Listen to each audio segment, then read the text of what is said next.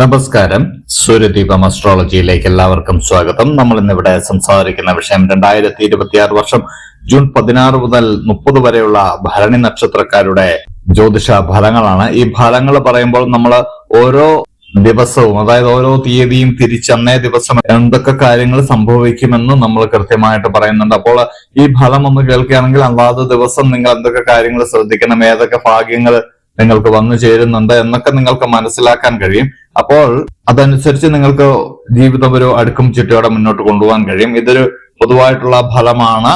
ഭരണി നക്ഷത്രത്തിൽ പിറന്ന സ്ത്രീ പുരുഷ ഭേദമന്യേ ഇത് നിങ്ങൾക്ക് വന്ന് ഭവിക്കുന്നതാണ്. അപ്പോൾ ഫലത്തിലേക്ക് കടക്കുന്നതിന് മുമ്പ് നമ്മളുടെ ചാനൽ ഇതുവരെ സബ്സ്ക്രൈബ് ചെയ്തിട്ടില്ലെങ്കിൽ ഒന്ന് സബ്സ്ക്രൈബ് ചെയ്യുക. കൂടാതെ വീഡിയോകൾക്ക് ലൈക്ക് ചെയ്യാൻ മറക്കരുത്. അതോടൊപ്പം തന്നെ നമ്മളുടെ പൂജയിലുള്ള പ്രാർത്ഥനയിൽ നിങ്ങളെ ഉൾപ്പെടുത്തണമെന്നുണ്ടെങ്കിൽ നിങ്ങളുടെ പേര്, നക്ഷത്രം, ജന്മവർഷം, തീയതി എന്നിവ കമന്റ് ബോക്സിൽ രേഖപ്പെടുത്തുക. തീർച്ചയായിട്ടും പ്രാർത്ഥനയിൽ ഉൾപ്പെടുത്തുന്നതായിരിക്കും. അപ്പോൾ ഫലത്തിലേക്ക് കിടക്കുമ്പോൾ ജൂൺ 16 മുതൽ 22 വരെയുള്ള കാലഘട്ടത്തില് നിങ്ങൾക്ക് ജോലിയിലൊക്കെ ഭാരിച്ച ഉത്തരവാദിത്തം ഉണ്ടാവുന്നതാണ്. നിങ്ങൾ ഇപ്പോൾ ചെയ്യുന്ന ജോലിയിൽ നിങ്ങൾക്ക് കൂടുതൽ ഉത്തരവാദിത്വം, മറ്റുള്ളവരുടെ പണികളൊക്കെ ഏറ്റെടുക്കേണ്ടതായിട്ട് വരുന്ന ഒരു സമയമാണിത്. അതുകൊണ്ട് ആ സമയത്ത് ജോലികളൊക്കെ ചെയ്യുമ്പോൾ ഒരു വളരെ ശ്രദ്ധയോടുകൂടി ചെയ്യുക. സമ്മർദ്ദമൊക്കെ കൂടുതലാകാനുള്ള ഒരു സാധ്യതയൊക്കെ ആ സമയത്ത് കാണുന്നുണ്ട്. എന്നാലും നിങ്ങൾക്ക് തൊഴിൽപരമായിട്ട് അത് വിജയത്തിലേക്ക് നയിക്കുന്നതാണ്. പിന്നീട് നിങ്ങൾക്ക് ആ തൊഴിൽ മേഖലയിൽ വളരെയധികം ഗുണം ചെയ്യുന്ന ഒരു സമയമാണിത്. അതുപോലെ തന്നെ കലാരംഗത്തുള്ളവർക്ക്, സിനിമാ മേഖലയിലുള്ളവർക്ക്, ഫാഷൻ രംഗത്തൊക്കെ ഉള്ളവർക്ക്, ബ്യൂട്ടി കെയർ സംബന്ധമായിട്ട് ജോലി ചെയ്യുന്ന ആൾക്കാർക്ക്, ഹോസ്പിറ്റാലിറ്റി അങ്ങനെയുള്ള ജോലി ചെയ്യുന്നവർ, അതുപോലെ തന്നെ ക്രിയേറ്റീവായിട്ടുള്ള മേഖലകളിലൊക്കെ ജോലി ചെയ്യുന്നവർ, ഈ ഇത്രയും വിഭാഗത്തിലൊക്കെ പെടുന്ന ആളുകൾക്ക് ഈ സമയത്ത് വളരെയധികം നേട്ടങ്ങൾ ഉണ്ടാക്കാൻ പറ്റുന്ന ഒരു സമയമാണ്. അതുകൊണ്ട് ഈ 16 മുതൽ 22 വരെയുള്ള സമയം ഏത് തൊഴിൽ രംഗമായിക്കോട്ടെ അവിടെ ഒന്ന് ശ്രദ്ധ കേന്ദ്രീകരിക്കുകയാണെങ്കിൽ നിങ്ങളുടെ മുന്നോട്ടുള്ള തൊഴില് വളരെ ശുഭകരമായിട്ട് മാറുന്നതാണ്.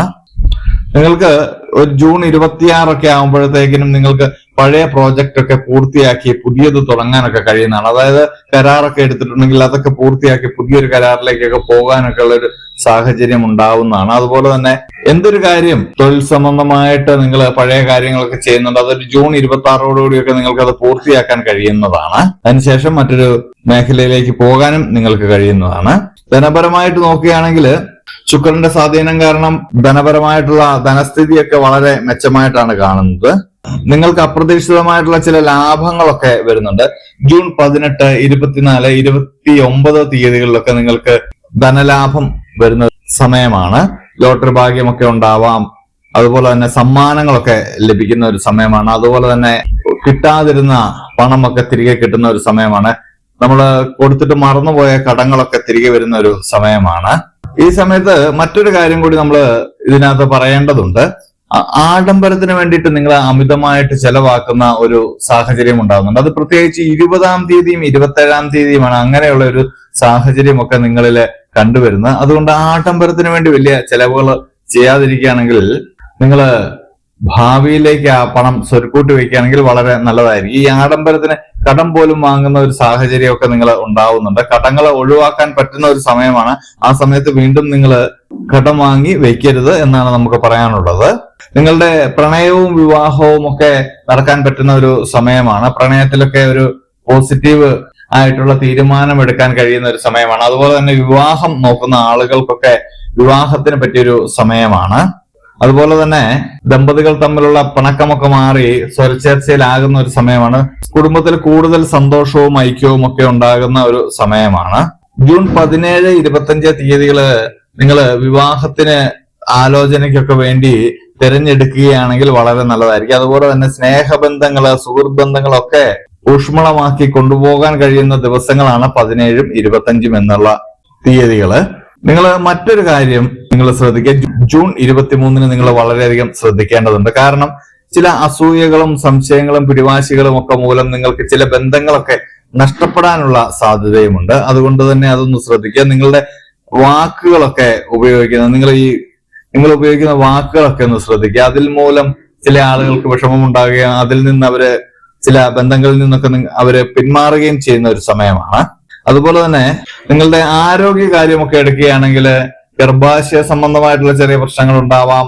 മൂത്രാശയ സംബന്ധമായിട്ടുള്ള ചെറിയ പ്രശ്നങ്ങളൊക്കെ ഉണ്ടാവുന്നുണ്ട്. അതുപോലെ തന്നെ ഹോർമോൺ സംബന്ധമായിട്ടുള്ള പ്രശ്നങ്ങളൊക്കെ ഉണ്ടാവാനുള്ള സാധ്യതയുണ്ട്. ഇതെല്ലാം ചെറിയ ചെറിയ ഒരു സാധ്യതകളാണ്. ആരോഗ്യ പ്രശ്നങ്ങള് നോക്കുമ്പോഴുള്ള ചെറിയ ചെറിയ കാര്യങ്ങളാണ്. അതിന് ഈ ആരോഗ്യ പ്രശ്നങ്ങൾ പറയുമ്പോൾ പേടിക്കേണ്ട കാര്യമില്ല. ജൂൺ 19, 28 തീയതികള് ഒന്ന് ശ്രദ്ധിക്കേണ്ടതുണ്ട്. ആരോഗ്യപരമായിട്ട് അമിതമായിട്ടുള്ള ഭക്ഷണം അതൊക്കെ ഒഴിവാക്കുക. മധുരപലഹാരങ്ങളൊക്കെ ഒന്ന് ഒഴിവാക്കുന്നത് വളരെ നല്ലതാണ്. സ്ത്രീകൾക്ക് ആർത്തവ സംബന്ധമായിട്ടുള്ള ചെറിയ ബുദ്ധിമുട്ടുകളൊക്കെ ഉണ്ടാവുന്ന ഒരു സമയം കൂടിയാണ് ഈ സമയം. അതൊന്ന് ശ്രദ്ധിക്കുക. നിങ്ങളുടെ നിയന്ത്രിക്കേണ്ട പ്രധാന ഒരു സ്വഭാവം എന്ന് പറയുന്ന എടുത്തുചാട്ടമാണ്. ആ എടുത്തുചാട്ടം മൂലം നിങ്ങൾക്ക് ഒരു കാര്യത്തിലും അതിന്റെ അവസാനം കാണാൻ നിങ്ങൾക്ക് കഴിയാതെ വരുന്നുണ്ട്. അതൊന്ന് ശ്രദ്ധിക്കണം. അതുപോലെ നിങ്ങൾക്ക് ഒരുപാട് നഷ്ടം ഉണ്ടാവുന്നുണ്ട്. ജൂൺ 21, 30 തീയതികളിൽ നിങ്ങളുടെ പ്രതികാര ചിന്തയൊക്കെ ഉണരാനുള്ള സാധ്യതയുണ്ട്. അതൊക്കെ ഒന്ന് ഒഴിവാക്കുകയാണെങ്കിൽ വളരെ നല്ലതായിരിക്കും. വാശി, കോപമൊക്കെ ഉണ്ടാവാനുള്ള സാധ്യതയുണ്ട്. അന്നേ ദിവസം ചില പ്രശ്നങ്ങളൊക്കെ ഉണ്ടാവുകയോ അല്ലെങ്കിൽ മുമ്പ് പ്രശ്നം ഉണ്ടാക്കിയവരെ കാണാനും ഒക്കെയുള്ള ഒരു സാധ്യതയുണ്ട്. നിങ്ങളുടെ കോപത്തെ നിയന്ത്രിച്ചുകൊണ്ട് നിയമപരമായിട്ടുള്ള പ്രശ്നങ്ങളൊക്കെ വരാതെ അതിലൊന്നും ഇടപെടാതെ കാര്യങ്ങളൊക്കെ തന്മയത്വത്തോടെ കൈകാര്യം ചെയ്യാൻ പഠിക്കുക എന്നുള്ളതാണ് ഇവിടെ നമുക്ക് പറയാനുള്ളത്. നിങ്ങൾ വെള്ളിയാഴ്ച ദിവസം ദുർഗാദേവിയെ പ്രാർത്ഥിക്കുന്നത് വളരെ നല്ലതായിരിക്കും. നിങ്ങളുടെ ശുക്രന്റെ സ്വാധീനം കൊണ്ട് സമ്പത്തൊക്കെ വരുന്നുണ്ട്. ശുക്രനില് നിങ്ങൾക്ക് എന്തെങ്കിലും ദോഷമൊക്കെ ഉണ്ടെങ്കിൽ പശുവിന് പച്ചപ്പുല്ല് നൽകുന്നത് വളരെ നല്ലതാണ്. അതൊരു ശുക്രദോഷ പരിഹാരമായിട്ടാണ് കാണുന്നത്. നമ്മളിവിടെ പറഞ്ഞിരിക്കുന്ന ഒരു പൊതുവായിട്ടുള്ള ഫലമാണ്.